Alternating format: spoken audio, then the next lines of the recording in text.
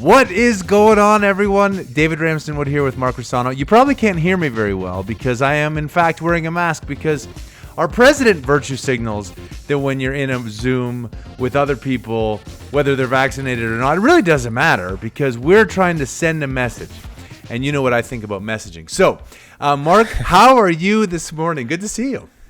Good to see you. You know, things are going well. You know, there's some normalcy getting baked into some parts of the market, and other parts remain, whatever we can discuss what they are. But at this point, you know, things are starting to move in, I think, an appropriate direction.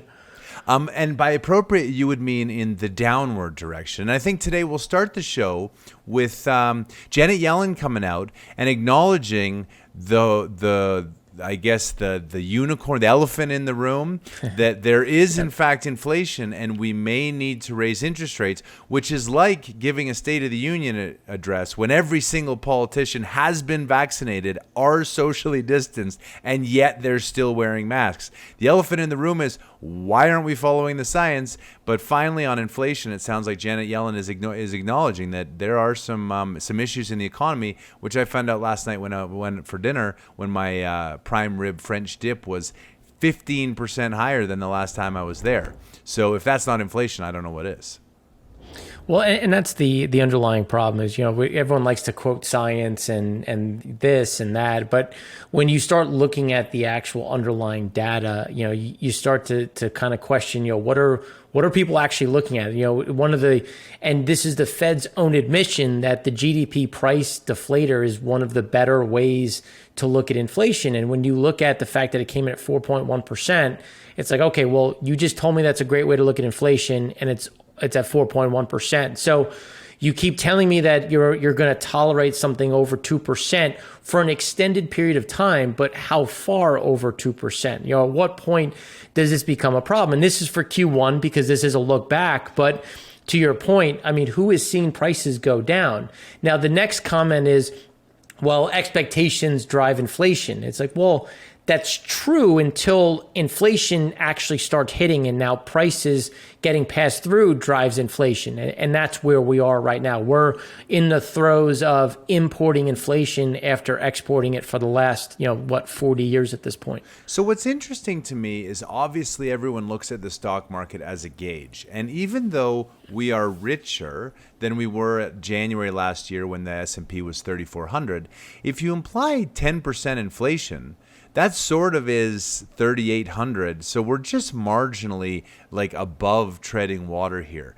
How do you see this unfolding in the next 6 months as the Fed acknowledges there is true inflation?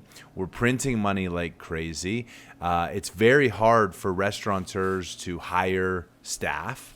It's, the benefits are actually so good to stay home. You're like, why would I work? Only a crazy person would go choose to drive Uber when you get paid to stay at home. So walk me through how that all comes to roost. Well, first we want to hear how driving for Uber has actually been going, but we'll touch on that at the end of the show. Yeah. We'll touch on that at the end of the show.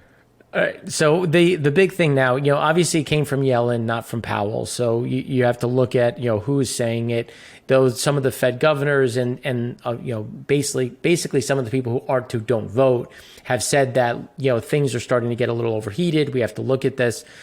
But the bigger issue right now is those supply chain issues that have only gotten worse over the last couple months after getting a little bit better, realistically as we got into March and April. But that's typically when we see slowdowns in imports because, that's just kind of that lull period after that Christmas push.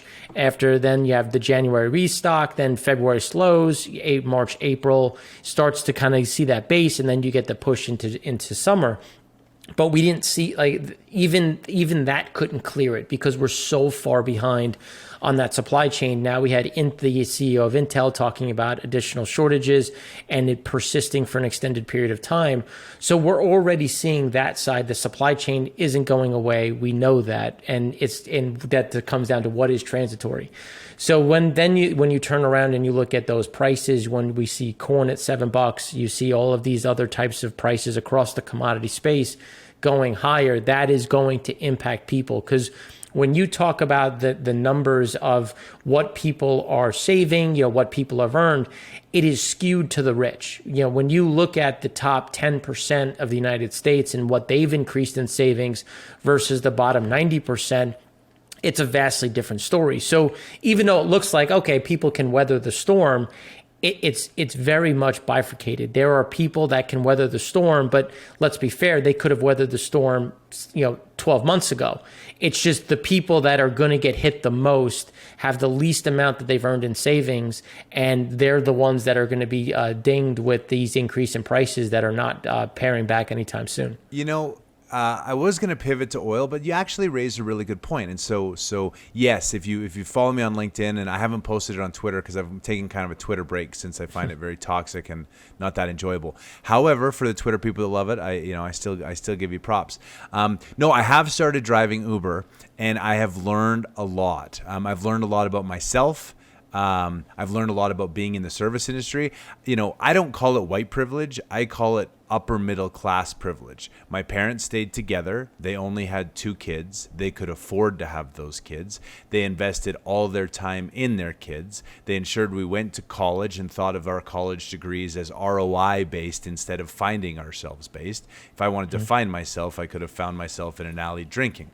I didn't. I went to school, and I ended up having a pretty good life where every room I ever walked in, I was 6'3", I was redheaded, I was charismatic, I was a big personality, and things kind of worked out.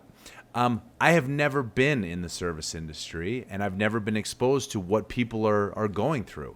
And so I started driving for UberX. I didn't know what it was going to do. Yesterday was fascinating. I dropped 3 people off at work, Walmart, 7-Eleven, and Dairy Queen. And the amazing thing is they were spending an hour's worth of wages on getting to work in an Uber, which seemed very, very, but then when you think about the margin and you think about how much I'm making doing this, I then expended, the family went out for dinner yesterday and we spent 3 times the amount of money at the dinner than I made driving Uber for 6 hours. And I think about the impacts that this is going to have without wealth distribution, and when interest rates go up and the rebalancing.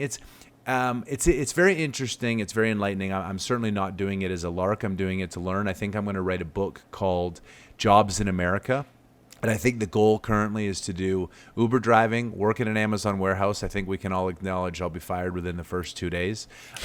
Work at a King Soopers doing some sort of grocery event, Starbucks barista, and maybe like McDonald's. Now, this will take some time to do because I do have other things going on. But I want to see what that's like, especially post-COVID, and figure out what do we need to do as policies in the United States to fix this, because this printing money, asset inflation, wealth redistribution, PPP loans being forgiven and no one wanting to work with unemployment is not life. And we need to acknowledge, as DeSantis has, the pandemic is over. It's time to get back to what made America great. So that's the Uber thing. Sorry for a little 5-minute rant that's separate from what we're talking about on the pregame show, but that's what I'm working on. Well, I think it's a great topic because, I'm someone who worked as a landscaper for 10 years from 8th grade, the summer of between 8th grade and freshman year, through high school, through college, and then I was a short order cook for another 8 of those years. And I was a landscaper for Monday to Friday, and then I was a short order cook Saturday, Sunday. So, these were things that my sister had, I think it's now officially the second rarest disease in the world, FOP, fibrodysplasia ossificans progressiva, where her body's trying to build a second skeleton within the first. So, this is when soft tissue and muscle turn to bone and she locks up. So even though I came from a similar background, she required, and not to say that she, did it herself. It's just that she required additional care, additional support. Mentally she's 100% fine, which is a benefit, for those that have children that have some mental disorder. So there's some benefits to it, but physically she needed special wheelchairs, special, equipment. So this drained savings. So I was tasked, and I was, up for the challenge of raising funds myself to go to school, to pave my way through. And this is where, I saw those individuals up front, like, the people that are struggling day to day to get by. And then when people flippantly talk about, oh, well, what is $1 to eggs? What is what does it mean when prices go up? Well, that's a real number, and that's real issues. Those are real pain points for individuals that are struggling to get by, and they're working hard. These aren't people that are going and sitting around. They're going out in the sun. They're going out in all of these different capacity to try to make money for their family and better their lives. And as someone, as I've said before on the show, someone who's I'm second generation. My family came over from Italy, and they were able to do very well working as a crossing guard, as a high school janitor, as a cab driver.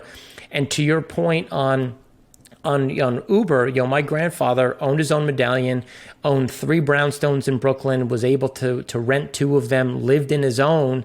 And think about 3 brownstones in Brooklyn. I mean, if my family still owned those brownstones, we wouldn't be speaking, because I'd be on a beach somewhere owning some sort of island. And it's just that doesn't exist anymore. Like now you look at, you're working Uber, replacing taxi cab drivers.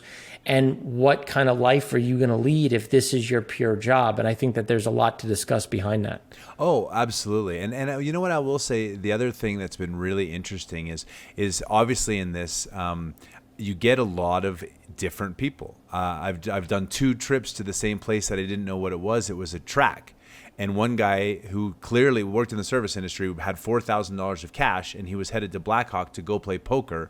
And he's basically took what I can presume is a month's worth of earnings to try and make money. And so he's grinding. And then there was a guy who was a pipe fitter, and I said, well, what made you become a pipe fitter? He said, because that's where the money is. And I think that, when we think about the bifurcation of classes in America, the unfortunate thing is the rich white liberals who are pushing this systematic racism agenda, regardless of reviews on it, are also college educated with $70,000 a year degrees at Harvard, that they didn't need to worry about an ROI because they're spending their parents' money, whereas everyone who has to make money is figuring out what they need to do. I'm going to do pipe fitting, I'm going to work for a trade, I'm going to do a union, I'm going to work at Dairy Queen, I'm going to go to Walmart, I'm going to do all these things. And that is what America is missing, is this drive to work. But with all of this backdrop, we talked last week about India, and cases have been surging. Oil demand, we were concerned about it, and yet oil, prices look very strong. We're back to where we were March 15th.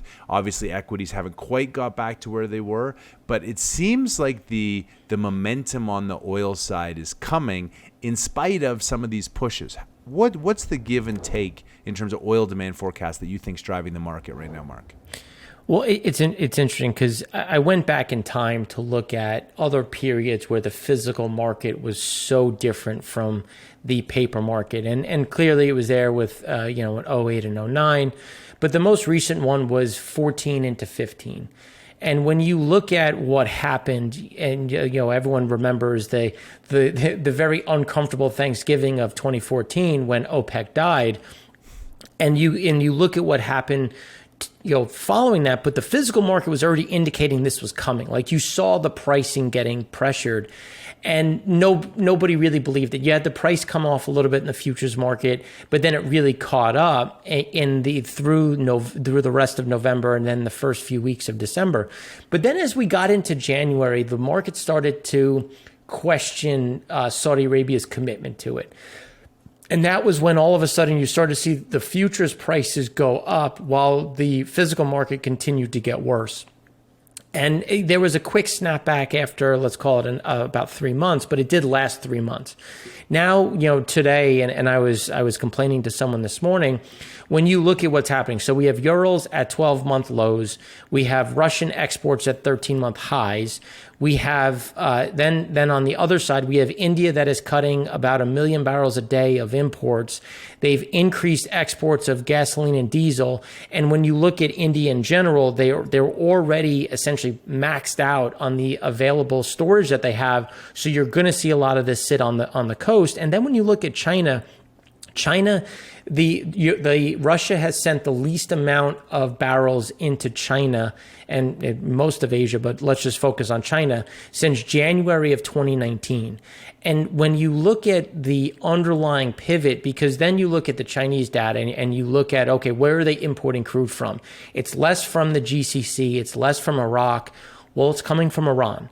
And when you look at what's coming from Iran, and then you look at what the teapots are doing, or the Shandong independents, they're cutting what they're buying from Norway, they're cutting what they're buying from Brazil, and they're buying less from the Middle East, and they're blending it into the Iranian crude. Now, this is, again, this speaks to what is being missed, because everybody's talking about the reopening trade. Well, as I've been saying, like, this is the reopening trade. We're in it. It's not coming. We're here. It's here. It's now. It's been happening, and this is it. Like, yes, there's some more to come. We're coming into summer driving. I'm not saying that we're not going to see additional demand growth, because we are seasonally, but we really have to pay attention to what is happening in Asia and the problems there. I did a whole thread. I know you don't like Twitter, but I do like some of the structures because I can use pretty pictures.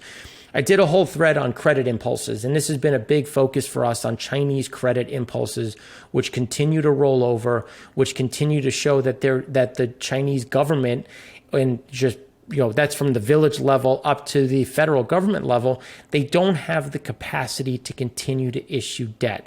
They're so levered, they're so tapped out, the non-performing loans are increasing, that credit impulses are falling. Liquidity is slowly trying to be drained from the system. And they've been very clear about their projections. Now, could they panic and paper the town? Sure, they could do that and try to reverse it. But everybody's doing that. Like when you talked about Yellen raising rates, we're increasing the amount that we're going to borrow by almost $400 billion because we didn't factor in, Biden's new plan. So when you look at what we're going to borrow an extra $1.3 trillion on top of what we're already borrowing.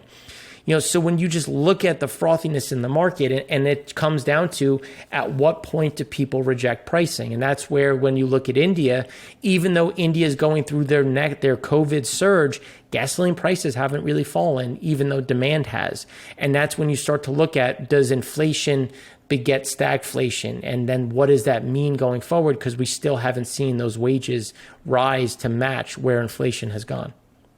It is going to be very interesting over the next month. I personally was shocked that we were announcing another $2 trillion spending program on top of a $2 trillion spending program. I hope. I saw a news piece that we'll close with. There's a company called Base Jump, I believe. It's a tech company, and they had some employees say, well, we need you to weigh in on anti-racism, social justice, diversity, inclusion, all these things. And the CEO said, we make project management software. If you're doing this, we're not doing our work. And 20 people left, and he said, don't let the door hit you on the way out. And so I do think that we're going to start transitioning back to a place where you have to make money, you have to be at work to do your job, and this work from home, pandemic-induced, mask-wearing adventure that we've been on for the last 14 months comes to a close very quick. But you'll all be happy to know that I don't need to wear a mask because I identify as vaccinated, which is to say that I am a super bug-killing beast that cannot be infected, just trapped inside a dad bod. And I identify as vaccinated. So it's the science, baby. Until next time, this is the pregame show. Join Mark for all of the breakdowns on all of these economic facts in his Primary Vision Economics and EIA show. Until next time, be safe, be good, have a great day, and bye for now. Thank you, Mark. Thank you.